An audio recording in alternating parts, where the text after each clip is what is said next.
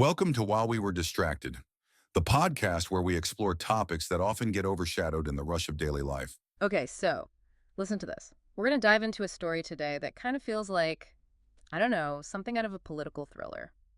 Uh, Someone's been setting fire to ballot boxes. Ballot Yeah, boxes. ballot boxes in Oregon and Washington.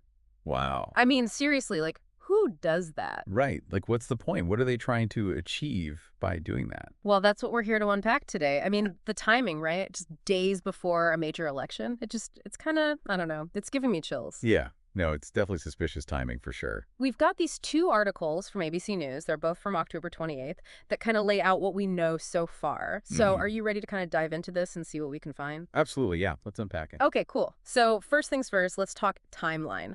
When did this all start? All right. So the first incident that we know of was way back on October 8th in Vancouver, Washington. Okay. And get this, they found some kind of like incendiary device, near a ballot box. Oh, wow. So like a deliberate act. Yeah, it seems that way. Luckily, though, no ballots were actually damaged in that Oh, incident. that's good. That's good. Yeah, it's fortunate. But then, hold on, early morning on the 28th, Uh-oh. two more fires. Really? One in Portland, Oregon, and the other one back in Vancouver. Oh, wow. It's like they're like escalating or something. Yeah, it's definitely a concerning pattern for sure. And the level of damage in these two more recent fires really paints a picture of, how serious this is. So in Portland, their drop box, it actually had a fire suppression system. Oh, thank goodness. Yeah, thank Yeah. goodness. So thankfully, only 3 ballots were damaged. Okay, well that's not too bad then. Yeah, it could have been much worse, right? Yeah. But in Vancouver, Yeah. not so lucky. Hundreds of ballots were completely destroyed because the fire suppression system failed. Oh, Yeah, it's pretty devastating. I mean, Hmm. can you imagine being one of those voters? You go, you carefully fill out your ballot, you go and you drop it off, you think you've done your civic duty, and then all of a sudden, you find out that your vote has literally gone up in smoke. oh, I can't even imagine. I'd be like devastated. Yeah, it's heartbreaking. Totally. And election officials, they're scrambling now, trying to contact everybody who was affected, issuing replacement ballots. It's a whole mess. But it really underscores that this isn't just about property damage. We're talking about disenfranchising voters, Mm-hmm.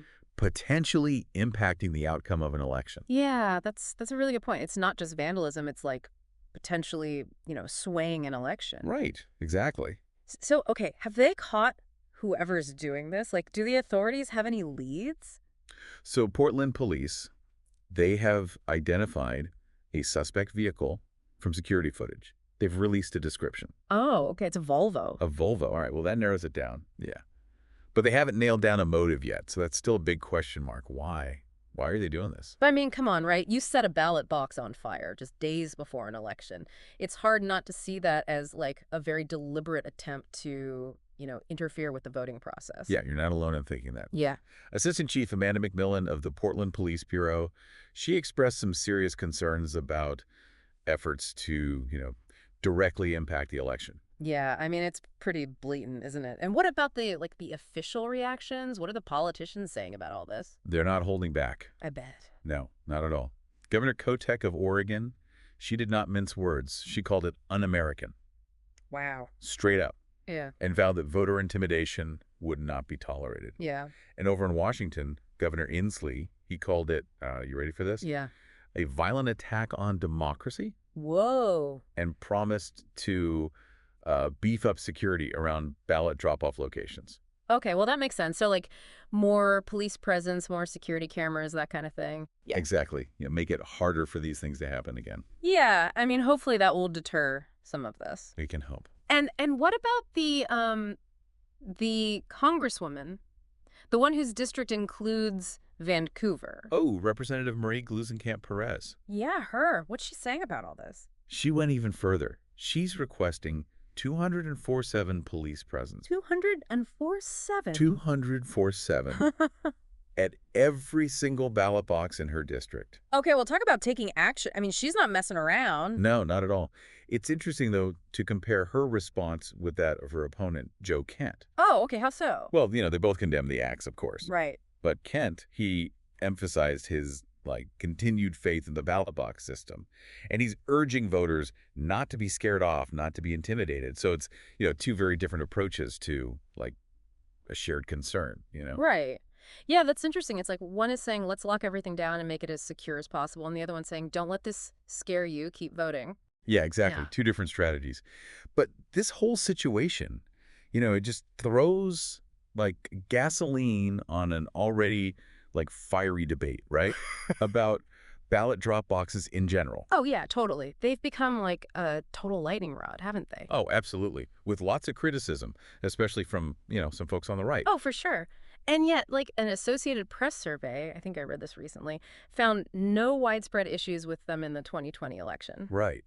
But perceptions can be really powerful even when they don't match reality. Yeah, I guess so. But isn't it kind of ironic, though, that these attacks are happening in, like, Oregon and Washington, of all places? It is. Like, these are states that practically invented voting by mail, right? Yeah. They've been using drop boxes safely for, like, ages. Exactly, yeah. And yet, here we are. It just goes to show how, certain voting methods have become symbols in a much larger political battle. You contrast that with a state like North Carolina, for example, where they only allow one drop box per county. I mean, it's almost like the accessibility of voting itself is, like, literally on fire here, both literally and figuratively. Wow, yeah, that's a good point. And, we also can't ignore that all of this is happening against a backdrop of, well, I'm just going to say it, rampant election denialism. Right.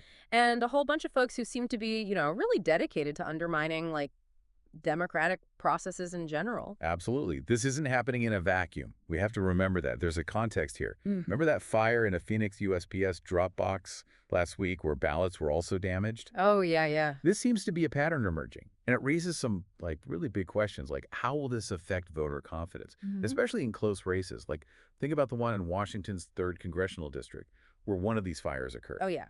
Where Glusenkamp Perez is running against Kent. Exactly. That's predicted to be one of the tightest races in the entire country. Any disruption to the voting process there could have like major, major consequences. Yeah. Wow. Okay, so we've got fires, we've got potential voter suppression, we've got a tight race that could be affected. This is a lot to unpack. It is. And we've only just scratched the surface. All right, well, we're going to take a quick break, but when we come back, we'll delve deeper into the potential consequences of all this. And what it means for the future of our elections. Stay tuned. So we were just talking about those ballot box fires and focusing on, the immediate damage and the official responses. Yeah, and those responses were strong. They definitely weren't holding back. Right. It's not every day you hear like elected officials straight up calling something un-American or, a violent attack on democracy. Yeah, Governor Kotek and Governor Inslee, they're definitely taking this seriously. Absolutely. Kotek's making it clear that, she's going to uphold the right to vote.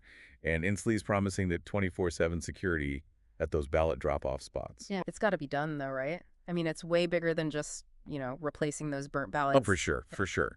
This hits at the very core of, voter trust and participation, especially like, just days before an election. Right, exactly. It's like, how do you even... And think about it. The stakes are so high in some of these areas, like Washington's 3rd congressional district, No. where one of those fires actually happened. Oh, right, yeah. That's supposed to be one of the tightest races in the entire country. Yeah. So any disruption to the voting process there could have huge consequences. It's almost like, these acts are designed to, like, exploit those anxieties that are already there and just push people further into their corners. That's a really interesting point. It makes me think about the wider context of all this. Yeah. These fires aren't just isolated events. No, not at all. They're happening at a time when you have this, rising election denialism and this movement try and undermine those democratic institutions. Yeah, it's like we've been watching this playbook unfold for the last few years, right? Like attempts to overturn those election results, spreading all that misinformation about voting machines and mail-in ballots. It's all kind of connected. Exactly. And now we're seeing actual physical attacks on the infrastructure of voting itself. It's a disturbing escalation, for sure. It's like taking the fight from online and bringing it into the real world. Right, and it's worth noting that these attacks are specifically targeting those ballot drop boxes, Yeah. which, have become such a focal point for all this unfounded criticism and conspiracy theories. Yeah, it's kind of ironic, isn't it, that these incidents are happening in states like Oregon and Washington. I know, right? I mean, these states have a long history of successful vote-by-mail systems, and they've got a proven track record of secure elections. You'd think they'd be the last place you'd see something like this. But here we are. It's like those behind these acts are almost trying to prove the fears they've been stoking all along. It's a reminder that even in places where voting by mail is well established and secure, there are people out there who want to undermine it, and they often do it by playing on people's anxieties and those Yeah. partisan divisions. So the question is, how do we move forward? How do we make sure that everyone who's eligible to vote can cast their ballot safely and securely? That's the million-dollar question, right? What can we actually do? I mean, obviously, increasing security measures like they're doing in Oregon and Washington is a start, but is that enough? Yeah, that's what I'm wondering. I mean, we can't just like put a Band-Aid on the problem. No, definitely not. Enhanced security is important, but it's Yeah. only one piece of the puzzle. We need to go beyond just, protecting the physical stuff. Yeah. It's about rebuilding trust in the system itself and fighting back against the misinformation that fuels these attacks. So we're talking about holding those social media platforms accountable for spreading lies, teaching people how to spot fake news, and supporting fact-checking initiatives. Exactly. It's about giving people the tools to be more critical of the information they see online, to separate fact from fiction. And it also means, fostering a culture of civic engagement and education. We need to remind people why voting matters, why it's worth fighting for. Because when people understand what's at stake, they're more likely to be vigilant and question those suspicious claims and actively participate in protecting the process. Right. It's all about reminding ourselves that democracy is not a spectator sport. It requires all of us to participate and to defend it. And as we head into these final days of the election, that's a message we need to hear loud and clear. So stay informed, stay engaged, and stay vigilant. Because that right to vote is precious and it's worth protecting. Well said. Yeah. But, as we move towards the potential long-term consequences of these events and explore ways to safeguard our elections in the future, let's not lose sight of the fundamental question that started all this. What does it mean for elections when the very act of voting becomes a target? So we've been talking about these ballot box fires, and, it's pretty clear that the implications go way beyond just like a few charred pieces of metal, right? This feels like the very foundation of our democracy is kind of being shaken here. Yeah, it's like throwing a rock into a pond, Mm-hmm. right? The initial splash is bad enough, but it's those ripples that spread out, that really have me concerned. Even if they catch whoever did this and replace every single damaged ballot, the impact of these attacks could have, a really long tail. You're talking about that loss of trust in the whole system. Like, how do we know our vote even matters anymore if someone can just, torch it? Exactly. It might not even be intentional, but the whole point of something like this is to create doubt and fear. It makes people question the legitimacy of the results, which can be way more damaging than, just the physical damage itself. And that doubt can spread like wildfire, right? Yeah. Especially with all the misinformation and, partisan fighting that we see online and on TV. It's a vicious cycle for sure. The more people lose faith in the system, the less likely they are to vote, which then just makes the system even weaker. It's a dangerous path. And honestly, it's exactly what those who are trying to undermine democracy want to see. So how do we break that cycle? How do we protect our elections, not just from these physical attacks, but also from, those more subtle threats? It feels like a hydra. You cut off one head and two more pop up. Yeah, there's no easy answer. Yeah. It's going to take a multi-pronged approach, I think. On a practical level, we need to beef up security around, all voting infrastructure, ballot drop boxes, polling places, election offices, things like increased surveillance, rapid response teams, and maybe even redesigning drop boxes to have, better fire suppression systems. But it can't just be about, locks and fire extinguishers, right? We've got to fight that other battle, too, the one against misinformation. Absolutely. We need to be fighting fire with facts, I think. Holding social media companies accountable for spreading lies, teaching people how to spot fake news, supporting those fact-checking organizations. We can't let those conspiracy theories win just because nobody's pushing back. And maybe maybe it also means remembering that we all share responsibility for our democracy. Instead of, just blaming each other and fighting, we need to remember that we build this thing together. Yeah, I love that. It starts with reminding people why voting is so important. How many people fought and bled for this, right? And how easily it can all slip away. We have to be vigilant, question everything, and actively participate in protecting the integrity of our elections. It's a call to action, isn't it? As we go into these last few days before the election, let's remember that democracy isn't something you just watch from the sidelines. It demands our attention, our participation, and our unwavering defense. These ballot box attacks are a real wake-up call, reminding us that the right to vote is so precious and that it's always under threat. So let's all stay informed, stay engaged, and stay vigilant. I think the future of our democracy depends on it. Well, this has been a pretty intense deep dive, to be honest.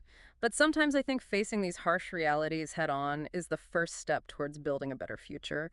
And on that note, I think we'll leave you with this. What does it mean for our country, for who we are as a nation, when the act of voting itself becomes a target?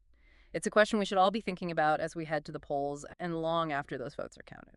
Thanks for joining us on this deep dive. Let's all do our part to make sure that the flames of democracy, unlike those ballot boxes, never go out. Don't forget to like and subscribe for the next episode on While We Were Distracted.